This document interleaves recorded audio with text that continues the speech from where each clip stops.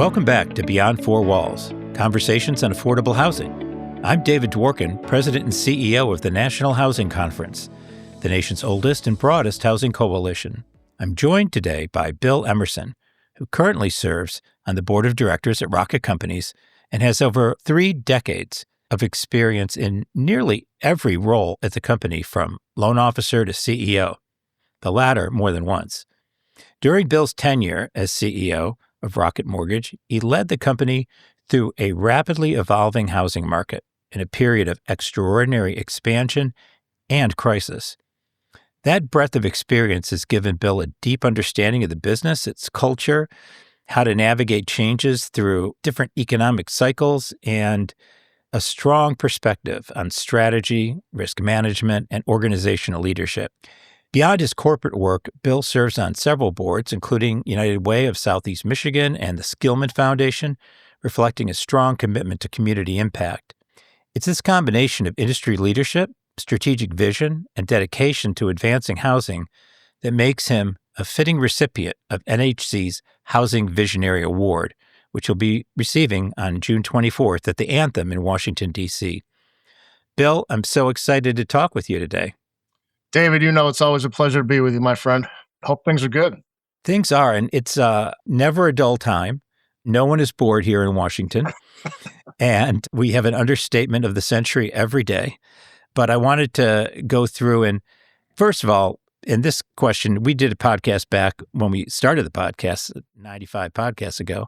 And one of the questions I love to ask is, what's the most interesting and important fact about you that has nothing to do with your work? Interesting and important. I guess it depends on who you're asking, right? You're asking me, but I don't know if it's going to be interesting and important to anybody. How about I give you unique and then important? That sounds good to me. So unique. I think I might be one of the few human beings I know that has both a national championship football ring for playing football in college, as well as a world championship ring with my association with the Cleveland Cavaliers. So think about that for a second. I've been blessed to be involved in 2 great, phenomenal organizations that have won championships. And I don't know in that mix if there's too many other people that have been able to do that. I love that.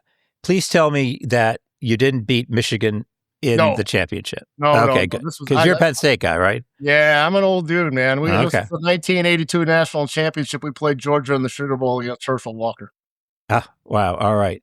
Well, I will say that any year it's possible Michigan was in the finals, but not that one. I was at Michigan in 82, so I know we never got that far. And then the important fact, David, I would tell you is, regardless of everything I've done in my career, I have been able to, and I was able to, because they're growing up and grown up now, I was able to attend anything and everything my kids did. I was able to coach my son in youth football and as a varsity football player. I was able to coach my daughter as a youth basketball player. And it takes a lot of time to be able to figure that out, but there's probably nothing more important to me than that time spent with family and my faith. Those are the important things to me. And I agree with that. And some of my happiest memories raising my kids was on sidelines of their soccer and basketball games. But I also know this is a big part of the culture at Rocket. And you're one of the reasons it is. I mean, Dan, obviously, and you have created a culture like that. And so your values have been able to be shared by a lot of people. You started there as a loan officer, I think in 1993. Is that right? That's right. Ended up leading one of the most influential mortgage companies in the country. You weren't one of Dan's Michigan State pizza delivery guys. No, sir. When he was a student, but you go back pretty far with the organization. So tell me about how you got hired in 93 as a loan officer and what the culture felt like in those days and how it's evolved for you. It's interesting that you asked that question. I was hired on February 1st, 1993. I was actually going to take another job, and then I answered an ad in a newspaper for a company called Rock Financial for a loan officer, mortgage banker. I figured, why not? I have a finance degree. I'll check it out. And I went and interviewed, got the job. At the time that I got hired, we had 25 loan officers in the company. I think I was the 25th, and we had about 75 people in the company. And I excelled at it. I did well at it. I enjoyed it. And, as I started to learn the business, we were, at that stage, David, that's an entrepreneurial organization. Dan Gilbert is an entrepreneur at heart. And so for me, I was probably one of the older people in the company. I started there when I was 30 years old, and I would tell you the average age when I started was probably 24. I mean, Dan and I are the same age. So, Hmm. it gave me an opportunity to use some of my past experience from a leadership perspective, but it also led me, my parents were finally happy I could use my college degree to some extent, right? And so that was really how it all got started. I was a loan officer for about 2.5 years. And then I asked Dan I wanted a meeting. I said, hey, I can probably do more and better things here. I'm happy to do what I'm doing, but if you see something, let me know. About 2 months later, he called me and asked me if I wanted to run this thing called Mortgage in a Box, which was a thing that we Mm. created, which was the first true direct to consumer application process, for lack of a better term. And that was in 1996, if you can believe that.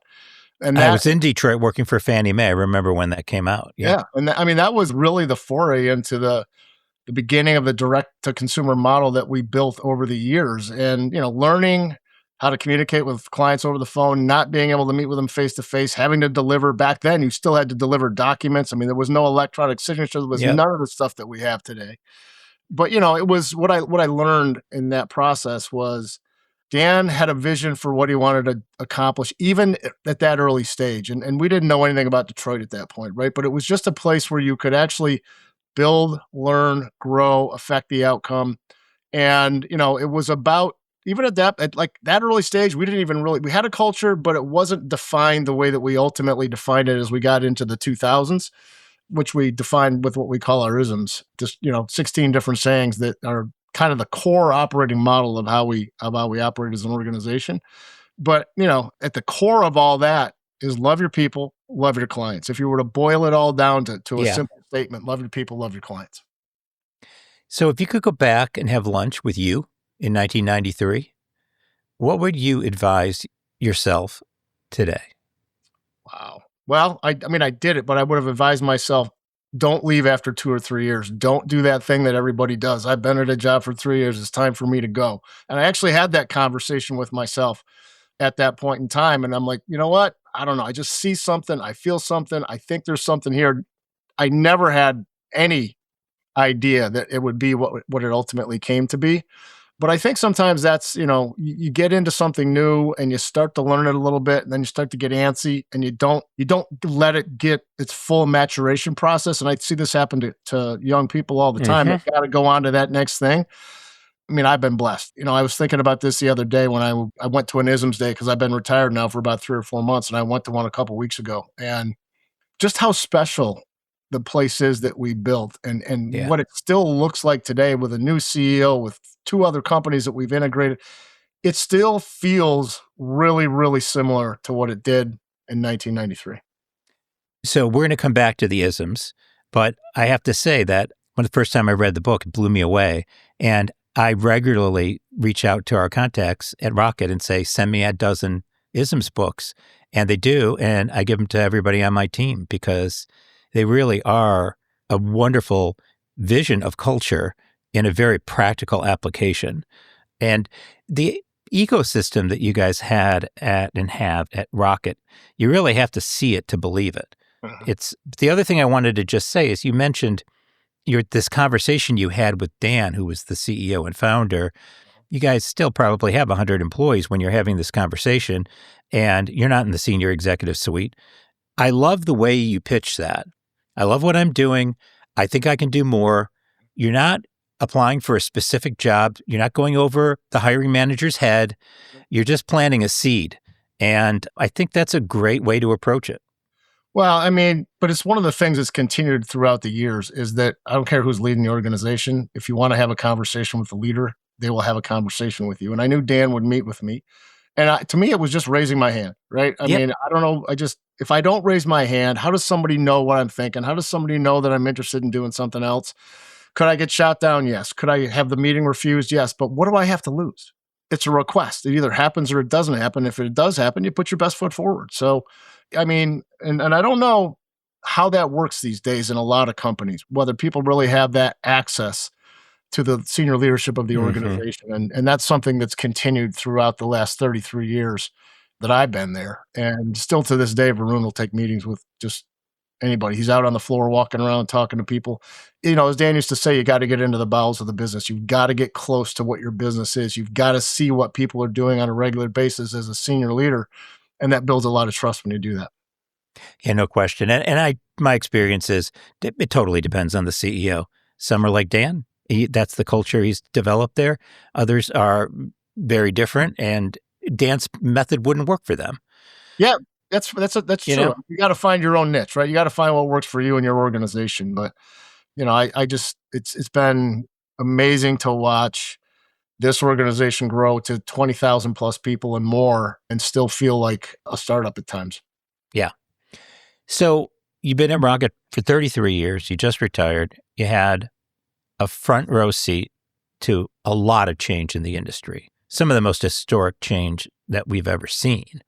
What do you think are the biggest shift in the mortgage business over the last 3 decades that really stand out for you?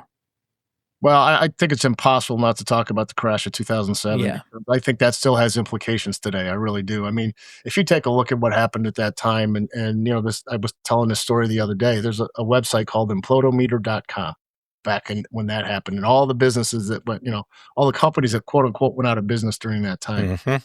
You know the top two names on that list? In terms of size, Just size, I'm just most Countrywide and Wachovia? at that point. No, Wachovia, yes, Fannie Mae and Freddie Mac, Oh, well, yeah, sure. right? Because Right. when Well, they still exist in one they form. do, but I mean, Yes, but yeah, I know. entities, right? They want Hey, to. Kind of ironic if you think about it. it is. But just And the sad thing is they were actually the last lemmings to jump off the cliff, correct, which is particularly embarrassing, as opposed to being like Countrywide leading the charge or others. right?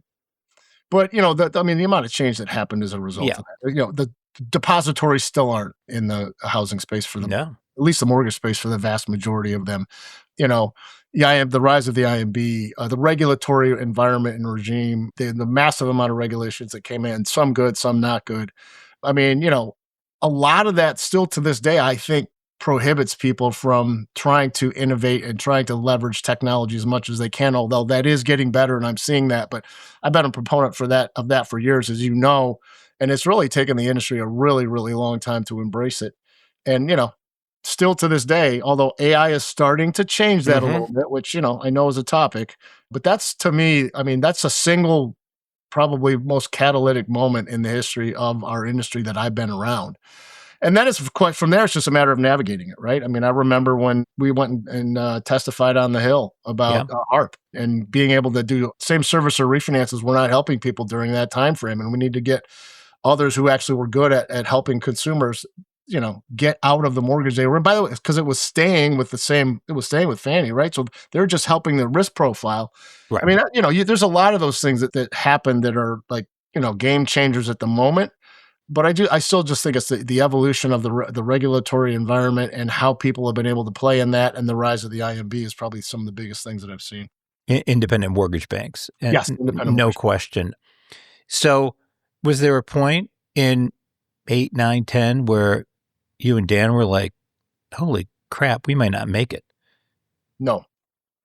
I will tell you this, though. When it really hit it for everybody in August of 07. That's when basically if you had a trade out and that trade was being held up, there was a liquidity crunch for a period of time. And Yeah. I remember that Dan got all of us, it was about 12 of us, we got together in a room and we started mapping out every business process that we had. We started every day. We looked at cash. We looked at liquidity. We looked at warehouse lines. We looked at who the warehouse lenders were. We were evaluating our business on a regular basis, and we were doing the things necessary to continue to move forward. So no, we were never there, fortunately, because we didn't get ourselves deep into the stuff that was causing everybody else the problems. But what we had done prior to that, David, is we'd really worked on our systems and our technology and our process, and we'd really started to, automate to the extent possible, even back in 2007 that you could. And so for us, it was getting through late 07, early 08. And it's one of the Mhm. things that I'm proudest of. We were on a fiscal year at that point. Our fiscal year started in August of 2007 and ended in July of 2008. That was one of the craziest years ever. We found a way to break even that year. So, I mean, when you think about all the other stuff that was going on, and by the way, 3 or 4 months later, Fed starts buying treasuries, right? Rates go down. During that 12 or 15-month period, everybody in the industry had been shedding employees like crazy. We call them team Right. members. And we held, and we held, and we held, and we held. And when that switch flipped and was right before Thanksgiving of 2008, the next 6 months we quadrupled our business because A, we were open for business, and B, the systems that we had built really gave us scale necessary. And that was kind of a catapulting moment for us to take off. It's not that Rocket has never had layoffs, but I absolutely remember at that time when you guys made a commitment to keeping people on the bench and giving them other things to do. Some of your employees started new businesses and you guys supported them. It was really unheard of. And when rates came down, you're absolutely right. I mean, your market share just exploded. Yeah. Well, no, listen, I mean, it would be disingenuous to say that we've never had to let anybody go in the organization. That's not true. I mean, business cycles go up and they go down. But I will tell you the one thing that we did no matter what was every single time there was a turn like that, we did everything we could do first. That was team members were the last thing that would ever be a part of that conversation. And when we did have to do that, we did it the right way. We took care of people as they were transitioning on, and we still do that today if we have to. Yeah, one of the things we used to say at Fannie when I was an officer there was, we want people to leave sad, not mad. Yeah, I mean, that's an interesting way to say it, but yeah, I think that's true. So we talk about the liquidity crisis, and one of the things that distinguishes an independent mortgage bank from a commercial bank is you don't have those other lines of business that are outside of the mortgage space. You're all in on mortgages, and you don't have a portfolio. You don't have deposits. So you're really depending on these warehouse lines that when they dry up, you have a real liquidity crisis real fast. And, one of the things I remember was, isn't that when Dan basically took the company private again? We bought the company back from Intuit in 2002. So we took it. Okay, so you were private at that point. Yes, we were already private. And so, as a result of that, we had been building our balance sheet. As an independent mortgage bank, we have always had more liquidity than just about anybody in the space. And I think we learned that in the 2007 timeframe because, there were other businesses that Dan was in. And so, the old saying that get credit when you don't need it, because when you need it, you can't get it. Right. And we learned that in the 2007 timeframe. So ever since that point in time, we always had more capital than we needed. We never wanted to be in a situation where anyone could even think twice about pulling a warehouse line on us because, they're cross-collateralized. You pull one, another one goes. And, we never found ourselves in that position because we kept the money in the company and made sure that we were overly capitalized so that no one could. And by the way, the other thing that I will say, and this is one of the benefits that came up, believe it or not, that came out of that time was the qualified mortgage rule. The qualified mortgage rule, as much as we debated it at the time that it was created, it created a safe harbor that didn't exist before. And I really believe that because of it, when things got better, the industry didn't go back to its old ways and decide they wanted to do all kinds of crazy products. They were limited in the ability to be able to do that. And that was one of the most beneficial things that's happened to our industry in a long, long time. Totally agree. Let's take by the way, sorry to interrupt, but that makes it, from a warehouse lending perspective, I mean, the quality of the credit that you're putting on that line, the collateralized, it's just, there's no reason now in this day and age, unless somebody does something really stupid, to even think about pulling a warehouse line. Well, that's good. There are some of your competitors who hope that's true. So let's take a deeper look at this when we talk about the QM rule, qualified mortgage. When I think about the financial crisis and the run-up, the crack and heroin of the mortgage industry was market share and leverage. And people were driving leverage off a cliff. You guys were being much more careful about that. It seems obvious, but, the competition drives some bad decision-making, and the market share was killing everybody. I remember I was doing a presentation with one of our economists for some of our biggest lenders, many of whom don't exist anymore, on the tail risk of 228s, these toxic mortgages, and resetting. And after the conversation, the room was totally silent. There were no questions. And I was like, okay, well, let's take a break. In the hallway, people came up to me and they said, this is like crack. We know it's killing us and we can't stop. And it's a dynamic that, it's easy to say, well, we made this decision or that. But when you're in that environment, it is really hard to say, no. And that's why Fannie and Freddie went down, is they tried to say no, but eventually they just were like, okay, we're following, and jumped right off the cliff. Yeah, I hear you, and then I've seen it too many times. But this is where culture of an organization comes in, and one of our isms is do the right thing. And you just if you're going to play the short game, that's what's going to happen. Dan has always been a builder, and he's always played the long game. I mean, he's still doing that today in Detroit. So, I think that was a unique thing about us is that we just weren't going to play that game. But to your point, that's when it's easy and you can do that. Unfortunately, people do, and then they wind up in a bad situation. Yeah, as we know all too well. So Dodd-Frank, this is Yep. where the QM rule comes in. And there were two really serious efforts around Dodd-Frank. Obviously, the original with Senator Dodd and House Leader Barney Frank at the Banking Committee and the Financial Services Committees. And they put together this bill with a lot of input. It was a very dynamic process. There was a conference and the bills were married together. That was a dynamic process. Then when the Trump administration comes back in, and I was a part of this, Trump had been campaigning on killing Dodd-Frank and ending Dodd-Frank, and Secretary Steve Mnuchin understood the nuances here Yeah. and did broad consultations. You were in the room. We talked, in some of those meetings. And what was fascinating to me was at the end of the process, about 80% of Dodd-Frank stayed in place, Right. which is a testament to the original work 10 years later. And the stuff that we had to change really needed to be changed. And so there were these two processes, and it really forms the skeletal structure, I think, of the modern mortgage finance system in the United States. So tell me a little bit about that process. What were the things when you went into it were like, wow, we have got to deal with this? And give me some sense of, some of the ways that you really had to stop people from making, really bad decisions that usually involve unintended consequences.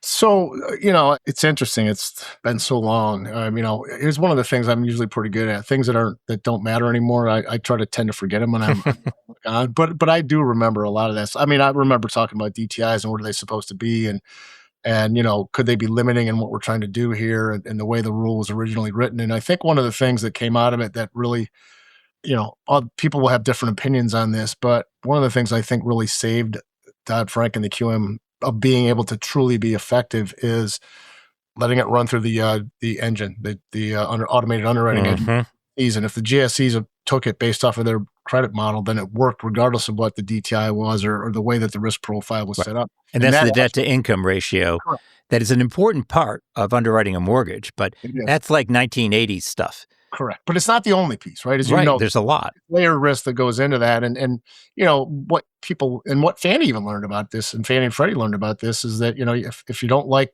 the layered risk, then you put some overlays in place and you protect yourself so that you're not doing some of the things that you think might be the riskiest stuff to do. So, I mean, it was a dance for sure to be able to get to that place. But by being able to, and I can't even remember who came up with the idea, to be honest with you, but being able to leverage the automated underwriting systems, which, by the way, had been proven over time, right? So it wasn't like people didn't know what they were doing. That really smoothed over the ability of the QM rule to have the impact that I think everybody wanted it to have, to be able to have the flexibility that everybody wanted it to have in the broadest sense. Right now, there's probably things that still need to be tweaked in the current rule. You can't do a streamlined refinance. We still have to figure that out. You got the small mortgage dollar issue that is a points and fees test issue as it relates to the QM rule. So big disadvantage for loan officers and how they get compensated when they're making a small mortgage. Yes, correct. Absolutely. Well, because of the yellow comp rule, right? Yeah, and right. So, but at the time those things were done, I mean, things were so bad that you had to put the guardrails in place. And this is the thing that's challenging about the environment in DC anytime when it's about regulations is the ability to open up and modify and change. There's always resistance to that. There's reticence to doing that. And I think that, that ultimately harms us. I'll give you a classic example. I think RESPA is outdated. I think RESPA needs to be modified. I think the way that technology has changed the way that real estate is done and the partnerships that are happening, there needs to be guidelines and protections for sure. But, I'll never forget being at we had a case in front of the Supreme Court on a very technical RESPA case. And Antonin Scalia is on, he's commenting, he goes, I don't think I've ever seen another industry or another business that doesn't allow someone to compensate for a referral. But you still have that challenge today, right? Yeah, right. So, I mean, there's always going to be things you need to tweak around the edges. I Mm-hmm. think that's one that probably needs to be dealt with. You've got there's always TILA RESPA things that you can look at and tweak. But once you open it up, somebody else wants to change something else. And Yep. by the way, it's hard to get anything done in DC anyway from a legislative perspective. So there's lots of reasons why it doesn't happen. Well, and the pendulum swings so far that you end up having it just swing right back. And with these kinds of regs, that is not a good dynamic at all. And just for people to know that TILA is the Truth in Lending Act, which involves obviously truth in lending and getting what you think you're going to get around the mortgage and how you're informed about it. And then RESPA is real estate procedures, and that's how the system works.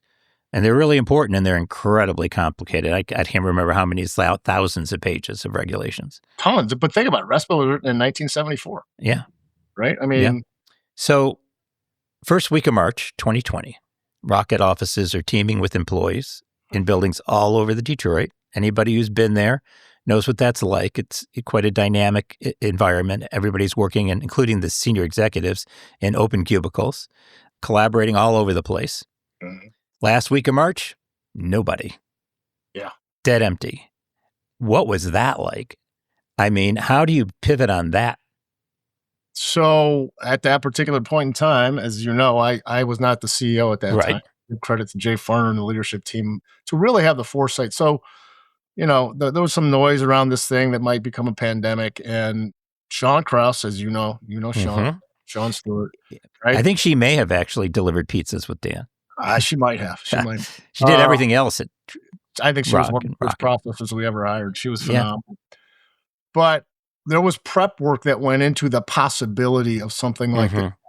And so when it hit, we were prepared. Believe it or not, it's just how crazy it is. We were prepared. We literally had people drive their vehicles to an area downtown, and everybody picked up a PC or a laptop, and everybody within a week was set up and running full bore from home. And so honestly, we didn't miss a beat. We were able to continue to do things. I mean, 2020 was a record year for us. It was also partially because, as you know, when things get crazy, there's a flight to quality, rates dropped, and the ability to refinance was crazy in 20 and 21. But because we had the foresight to plan for that, because we had built the technological systems that allowed us to work from home, and you've got to have the pipes, you've got to be able to, right? You can't just make that up and go along. I mean, we literally didn't miss a beat. So now, was it weird? Absolutely. Was it crazy, working from home? Absolutely. I remember that's when I started my walking gig. I try to walk 5-6 days a week, and I would just get on the phone. I would walk and talk, And by the way, at that point, we're having conversations with every other mortgage company in the country because nobody knows what's going to happen from a liquidity perspective. Nobody knows what, everybody's freaking out about what unemployment's going to be. Yeah. Fortunately, that was for nothing because, the economy kept running pretty well. But yeah, when you go through something like that, and I actually think we've been over it for a while, but I still think there's tons of businesses and there's a whole generation been impacted by the fact that they went to school from home, or they had to work from home, or they couldn't connect and they couldn't build necessary skills to actually have a conversation and have relationships with people. And, there's still businesses that don't value bringing people coming back into the office. And for us, it's been going on. As soon as we could do it, we started doing it again, because you can't be an innovative, creative organization and try to do it over a screen. And that doesn't mean that you can't do great work over a screen, because we proved that you can. But I was at a conference once, and I said to people, in all honesty, I want you to show by raising your hands, how many of you have been on a Teams call or a Zoom call and been multitasking? Everybody in the room raised their hand. And so, everybody is honest. Yeah. How do you create? How do you innovate? How do you do those things if you can't even get people to pay attention? Yeah. Camera's on, buddy. Camera's on. Exactly. So, and we've moved to 3 days a week here, and we were one of the first nonprofits that did that. I have, and two in, two out. I have to say that I'm old school. I'd love nothing more than to go to 4, but I have to think about what am I getting for that extra day, other than having people sit in their car for 2 more hours. Yeah. And when I can answer that question, I'll move to 4. But until then, I'm kind of stuck right here at 3. And what's your thinking about that? Because I know some leaders like Jamie Dimon have said everybody in the office, and I totally get it, and I support that. but it's complicated, and different businesses are going to have to see that different ways. So I'll tell you what helped us in that process. I mean, and this goes back to, again, this is Dan's foresight of thinking about where are we going to be located, and going all the way back to 2007 and thinking about, well, it's time for us to move downtown. Well, in 2010 we started moving people downtown Yeah. because Dan believed that downtown Detroit, first of all, lots of buildings for sale, the ability to put a lot of team members in one central location, and by the way, be more proximate, because when you're in multiple buildings in the suburbs, some people are driving an hour and a half. If you're in that downtown core, most of the time you're driving somewhere between 20 and 35 minutes, right? Yeah. And so it's not that big of a deal to be able to hop in the car and do that. So I think that was something that happened a decade before that actually played into the fact that allowed us to be able to bring people back, because folks wanted to be down there. They wanted to interact. They care about the city.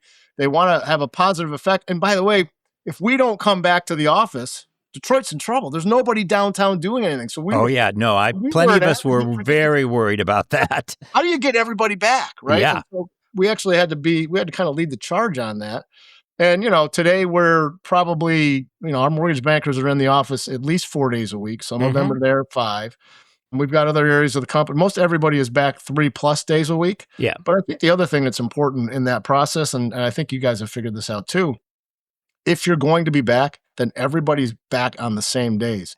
Yes. When it first started and you got your Monday through Friday, pick your day. Well, you go in and there's nobody there. What's the point of being there, right? Yeah. So be specific about the days that people are going to be there, because then you'll get real value in them being in the office.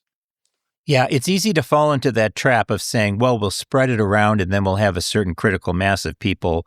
But it doesn't work like that. And it is really important. And when your team is producing and when they're not. Sure. I actually don't care what multitasking they're doing. If they're producing as much work as I can possibly imagine, I don't really care what they're doing. Yeah. As long as they're doing it. Yeah, and I think you're going to multitask wherever you are. I guess my only point on that is that if you're going to want to have a focused conversation on creating something new, I think that's really hard to do over a screen. Yeah, no question. So I thought it was amusing that you said, well, there were a lot of buildings for sale in Detroit. And there were a lot of buildings for sale. There were a lot of buildings that were empty and not for sale that nobody was buying. And, we talked a lot about this when we did our first podcast, and I'm still hoping we're going to do one with Dan and really get this story from his perspective, because, he brought $1 billion of his own money to the table. He bought vacant and abandoned buildings that had to be gutted. They did 50 initially. There's a lot more now that the company owns. But that first $1 billion, everybody thought he was nuts. He may have thought he was nuts, but everybody thought he was nuts. And by the time he got 50 of them done, I thought to myself, I don't know how this is going to get through the next recession, but at least people remember him as the guy who did more than anybody else to try. Yeah. And somewhere around then I realized, well, we hit our first recession. And it didn't fall apart, which was the first time since 1959 that we had a recession that the city actually held its own. And so now you go to Detroit and it's a whole different world. Outside of the main business areas, there's still a lot to be done. A lot of neighborhoods, though, have been stabilized and important things are happening there. When I think about Detroit's success, I think of it as a 4-legged table. Dan Gilbert, Mike Duggan, Kevin Orr, most people don't even know who he was, and Ripper Epson as the legs. That's fair. And I think of Jamie Dimon as setting the table, because without leverage from the outside, that work that everybody did isn't actually sustainable. Leverage and competition. And he was the first one who really stood up and said, I'm going to eat on this table. And now you've got this much more dynamic economy. So how do you see it? Does that make sense to you? Is there something I'm missing? When you think about, the recovery of the city, Dan's a but he's not the only one. How do you think about it? Here's what I think about it. I think without Dan, I'm not sure it happens, because there has to be a driving force. There has to be a catalyst that's willing to go and say, I'm going to do this. Who's coming with me? That's what he said when we first went down there. I can't do this alone. Who's coming with, right? So it was a labor of love, but it was an intestinal fortitude that Dan has. You will see it when you believe it. If you don't, you just got to go. And so he had a bunch of people around him that, bought in, and he was able to leverage the capital he had. We couldn't finance anything in the beginning. We had to pay cash for everything. that we bought initially. Yeah. And to your point, once there was a belief system that, these buildings were viable, then we were able to talk a JP Morgan into coming in and taking a look at maybe doing some cash out on those buildings because, and then, by the way, the LTVs were tremendously low in the beginning. Yeah. But it was the beginning. It was a start of how you bring back an urban core. And this is where I think, when you think about Detroit, the urban core is where it started. And then because we had a for more than profit mentality, right? What we do generates profitability. That profitability can be put back into the community. So start with downtown and then cascade into the neighborhoods because you have to have strong neighborhoods and a strong downtown. And to And your a point, tax base. true. And to your point, we still have work to do in the neighborhoods, but we've seen a tremendous amount of neighborhood stabilization. And there's still a long way to go. And we've seen a public-private partnership that existed between the city and some entrepreneurs that were willing to put capital in. And by the way, Detroit has always had a very large philanthropic community, and the philanthropic part kicked in. But Dan was a piece of that too. I mean, think about it, David. You said $1 billion, right? That was initially. I mean, Yeah. Dan probably got $6 billion worth of his capital into different structures. He's got $500 million between Rocket Community Fund and the Gilbert Family Foundation as a philanthropic gift to the city of Detroit, specific to the neighborhoods. And then there's another $500 million that he committed to a project going on at Henry Ford that really brings hospital services to the city and some things that Dan feels deeply about as it relates to stroke and NF and other things. And so, I mean, I don't know anybody else who is willing to put $1 billion of their own money in philanthropically. Lots of people will put their money in to get a return, right? But even if you take a look at the Hudson's building, which will be done hopefully in 27, I don't think there's anybody else in the country that's building that building except Dan, because I don't think he'll ever see a return on that in his lifetime. The city will, but Yes. Dan won't.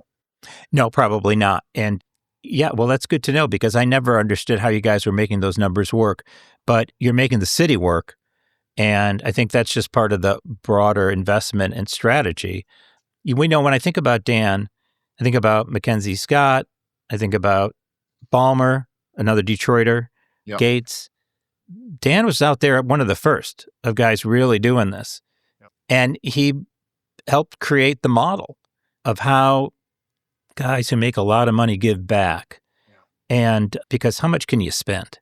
I mean, really, Exactly. I don't need everybody to have Mackenzie Scott's vision of give till the safe is empty. I'm okay with give till the safe is, half full. Yeah.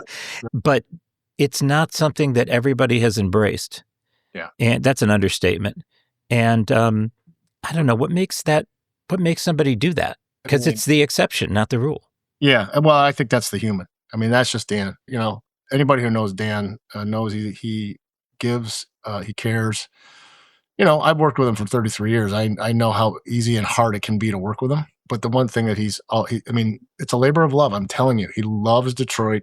His dad was a business owner in Detroit. He's got a history there.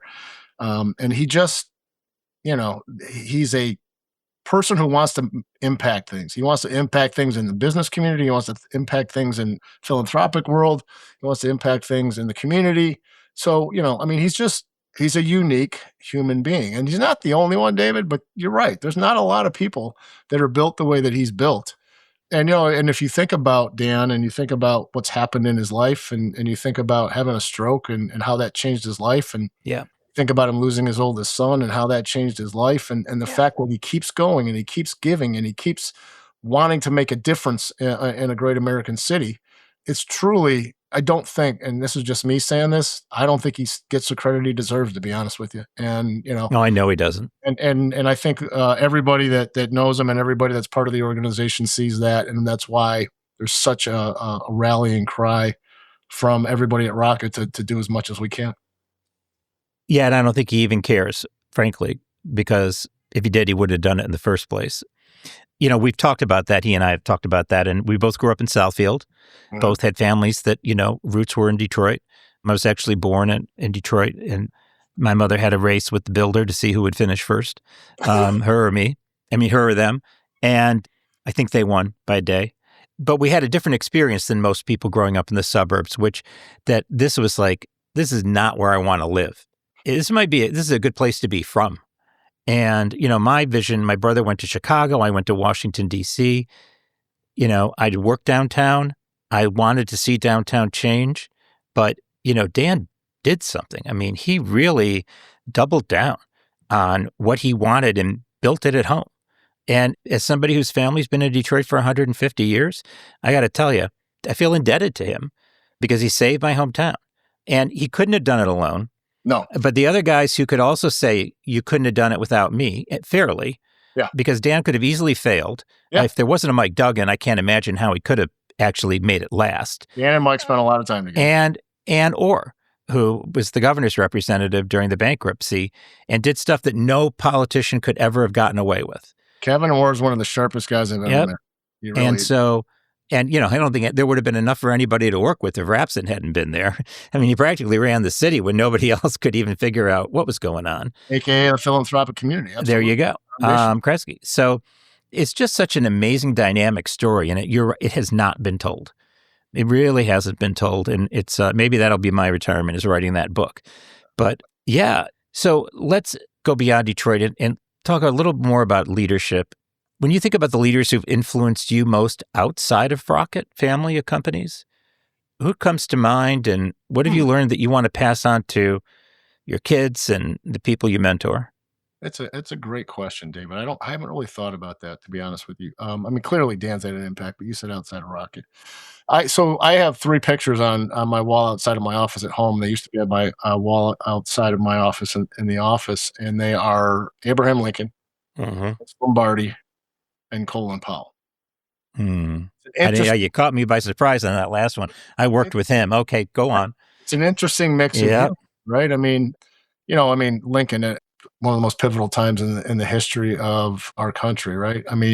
Colin Powell, one of my favorite lines, and I'm going to butcher it, but if you're leading an organization of any size and you're not pissing somebody off every day, you're probably not doing your job. Yeah. Because your job isn't to make everybody happy. Your job is to make business decisions, take the information that you have, and someone ultimately has to make the decision, and someone's not going to like it. And we used to talk about that in our organization as, there's 3 words: like, trust, and respect. And so many times new leaders are focused on wanting to be liked. And when you want to be liked, you will make bad decisions to be liked. If you're trusted and you're respected, you will be liked more than you're not, and you will be fine. But that's what you got to focus on that. And so that resonated with me. And then Vince Lombardi he was a molder and mover of humans. His ability to move human beings to do things that they didn't even believe they could do. You take a little microcosm of him coming into Green Bay in 1959 at a team that went 2-10, and 3 years later they're winning the NFL championship with basically the same roster. There's something going on there. And so I just always had a great respect for his drive, his determination, and his ability to move human beings, because I still believe at the end of the day, a leader's job is to inspire others to do things and to see things that maybe they don't see on a regular basis. And I think that's got to be a key component of any leadership process. Yeah, I was part of Jim Baker's team in the State Department and during the first Gulf War, and Powell was such an integral part of that team. When he was chairman of the Joint Chiefs, the Powell Doctrine was so important, and really, I think, built that around the invasion of Panama, which I think was my 3rd week at work. He is an incredible figure in American history, and I think there's so much to learn from him. Lincoln, obviously, any great coach is going to have a lot to teach. Yeah, absolutely. And Lombardi, obvious, The thing about Lincoln that it just blows me away is, how many elections did he lose before he became president? He just kept going back to the well. He said, I'm going to keep going. I'm going to keep trying. I'm going to keep fighting. I'm not giving up. And he wound up being smarter than everybody thought he was, what the guy that he was. But yeah, there's others that are out there that I have plugged into, but those are 3 that stick out in my mind as people that I have a tremendous amount of respect for. And you could pick the other people to model, but I think those are 3 pretty good ones. Everything you need to know about Abraham Lincoln, you can read in the 2nd inaugural address. Sure. So just go to the memorial. It's engraved on the wall. And it always it's short and very poetic. So I get the Gettysburg Address. But you want to really understand Abraham Lincoln, that 2nd inaugural in the middle of the war, there it is. Yep. So let's talk about the people who've worked for you. how do you think about developing talent? And how do you really separate people who you know are going to grow inside the organization and ones who've plateaued and develop them? So this is a nuance, but nuances matter to me, and that's part of the culture of the organization that we have. Words matter, right? I don't think anybody's ever worked for me in my life. I've always worked with people. I've always seen anybody in the organization as an equal to me, and frankly, hopefully better than me. And so, I mean, David, I would meet with anybody in the company. I used to give out my cell phone to every team member that came into the organization because, I wanted the ability for people to feel comfortable to reach out if they couldn't find an answer. So, you know, I mean, leadership development, first of all, it's a hiring process, right? But then we want to talk about culture. It gets into culture. What kind of an organization do you want to be? And while we were building and growing, we couldn't have gone out and found the talent to promote that we fast enough. We had to build it from within because we were growing that fast. And the people that were inside of the organization understood the culture of the organization. And so as they moved up, and by the way, didn't work all the time, but as they moved up the organization, they had that base foundation. Now, what I will say is a lot of times where organizations fail, and frankly, we did too at times because, we cared so much about people, is you find somebody who gets moved into a role and you realize that it may not be the role for them, but you want to give them a chance. Okay, give them one chance. Maybe you give them a second chance, but beyond that, it's time to make a move. And when you do more than that, the crazy thing is that everybody else around that person knows that it's not right. And by the organization not moving on that, you're actually hurting yourself. So it's always situational. I don't think you can't just paint a broad brush and say, this is the moment when someone should leave the organization. But if you're a company whose leadership is close to the people and understand what's going on, and you're having real, honest conversations on a regular basis about performance, it makes it easier to get to that place.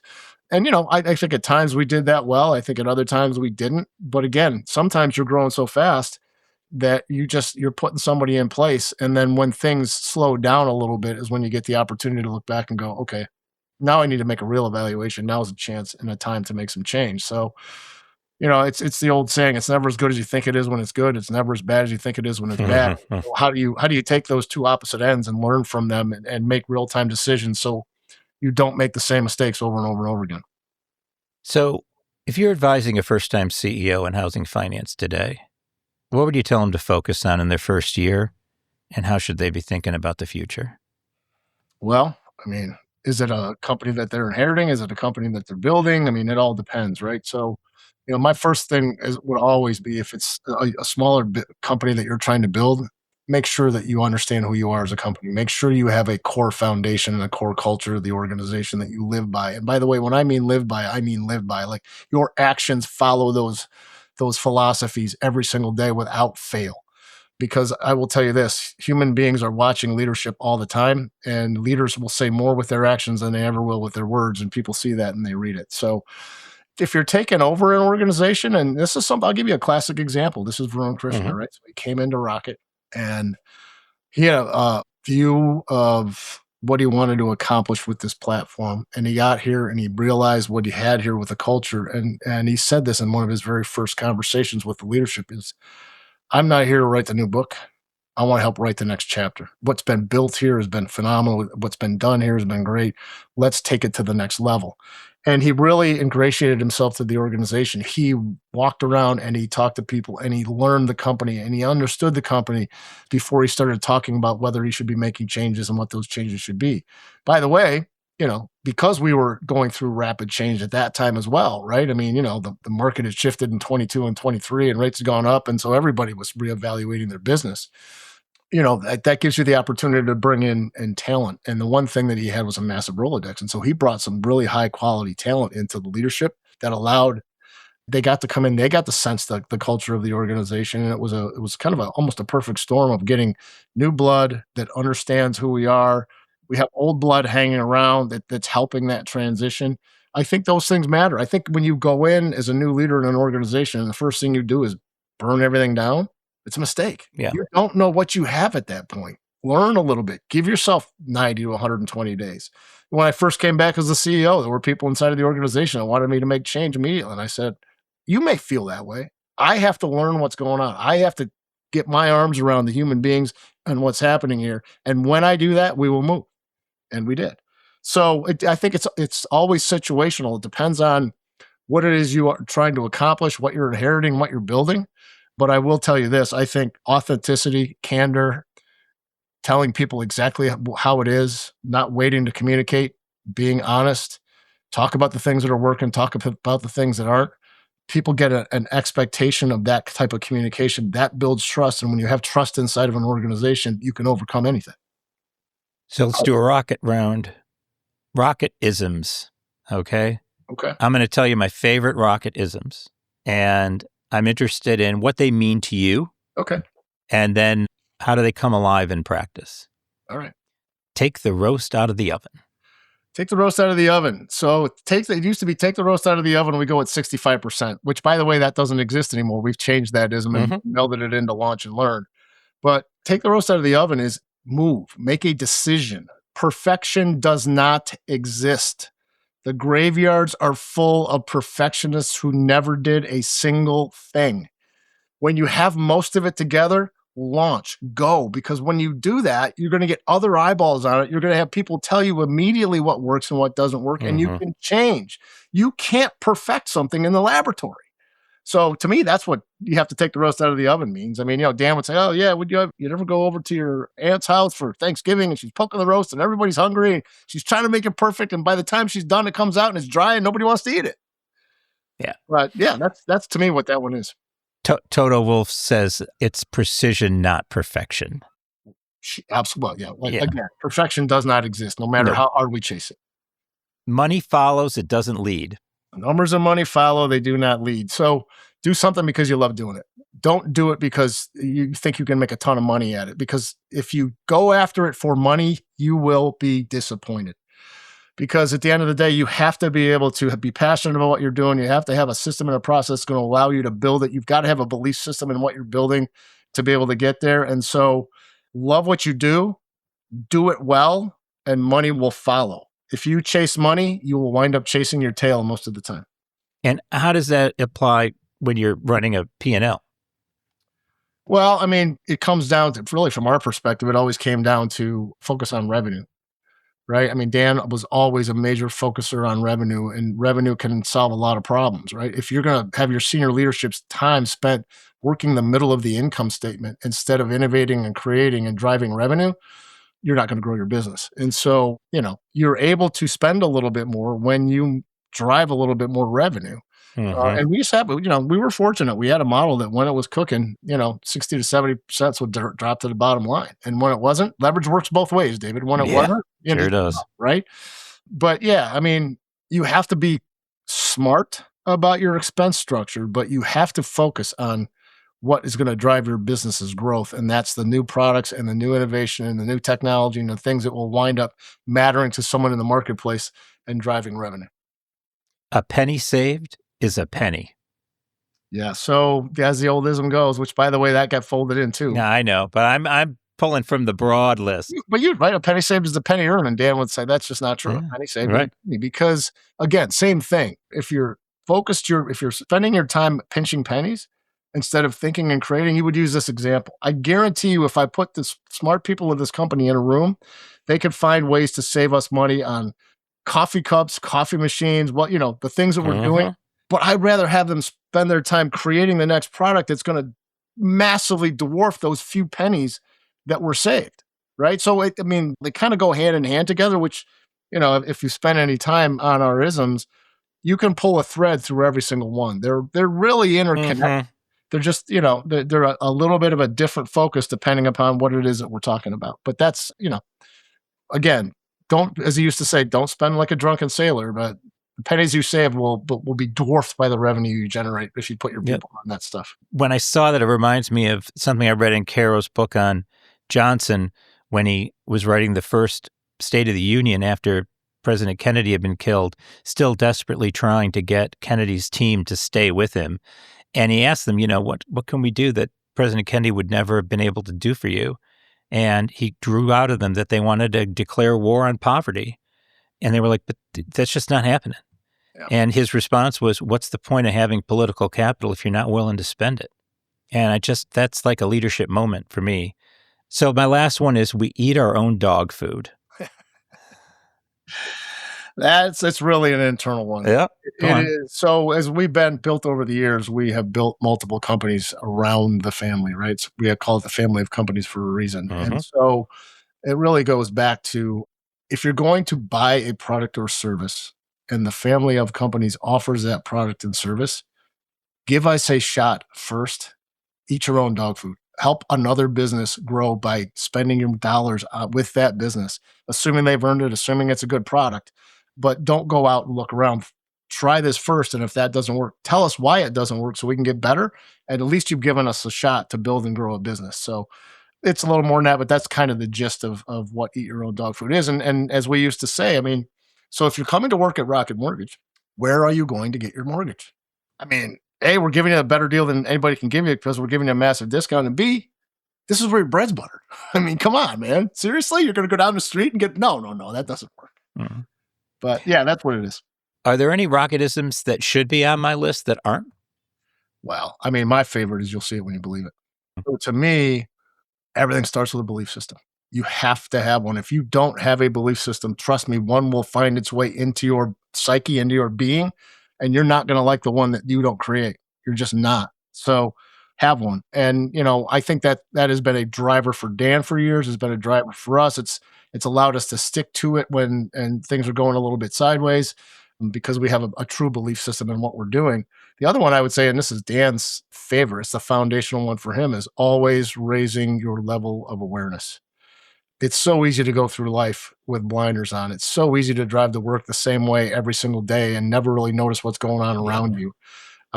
We take things for granted as human beings. How do we find a way to get a fresh perspective? How do we get curious, ask questions, challenge assumptions?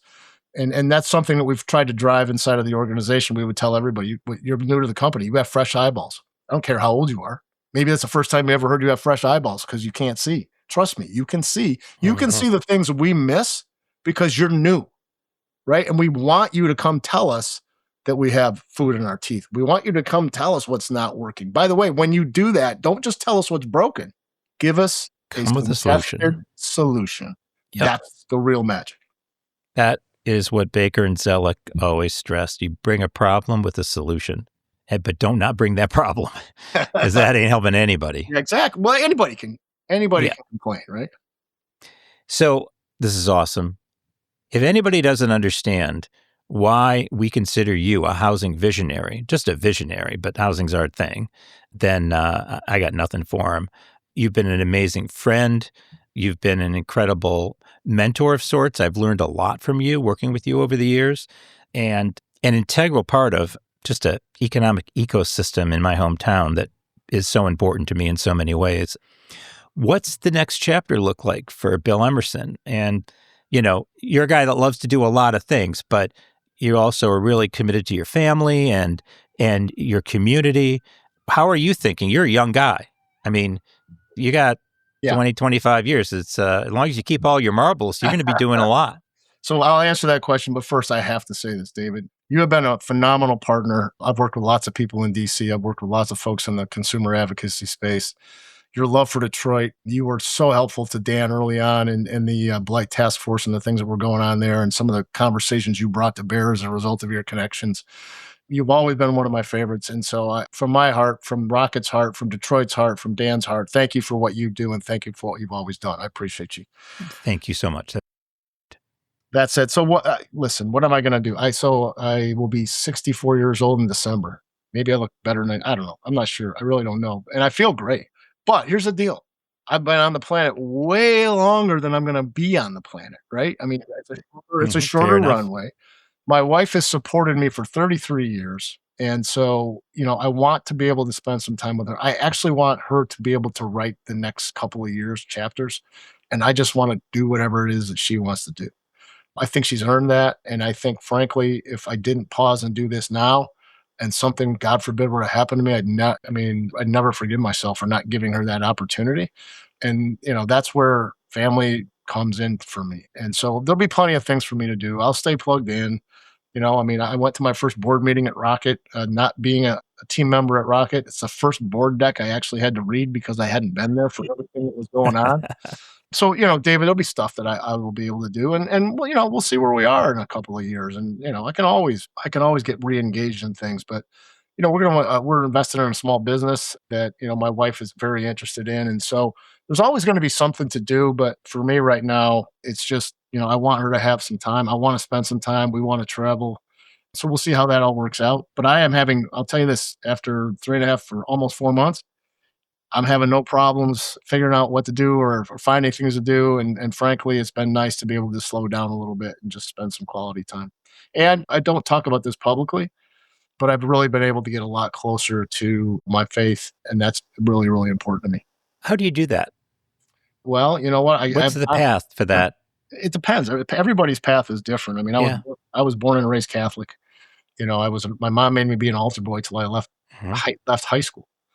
And, I've always been spiritual in nature, but I kind of moved away from the church a little bit. And then I got re-engaged about 6 years ago, which is a story for another time. Mm-hmm. But, since I've been able to spend a little bit more time, I'm helping more there. I am spending more time thinking and praying and trying to understand what the next steps and what the paths are. How can I be a benefit to society in ways that maybe I haven't been able to in the past? What does that look like for me?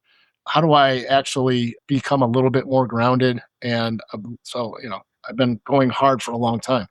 Being patient has been a challenge for me for a long, long time. I am working really hard on that. And honestly, it's making me a better human being. It's making my relationships better with my family and my friends. And so I'm seeing a difference as a result of that. And yet I'm still somebody that, the energy is always going to be there. There's nothing I can do about that, but I'll find ways to burn that off. I love it. And we'll talk more about that when we get together back in Michigan, because it is so important, so valuable. I really appreciate that that's such a big deal for you. And what an exciting time to be a part of the Catholic Church with, this dynamic American Pope and who's, not afraid of doing or saying anything. It's going to be a very interesting period in history. Yeah. Yeah. No, listen, I mean, like I said, I hope everybody at least has something to ground themselves, whatever your faith is, whatever your belief is, if it's a higher power, whatever it is, something that grounds you and gives you a moral compass, because I think we could use some more of that in this world right now. Isn't that the truth? Thank you so much, Bill. All right, sir. My pleasure. Thank you for the honor. I mean, I don't deserve it, but I appreciate it. And I'm really glad to spend time with you and talk about stuff like this.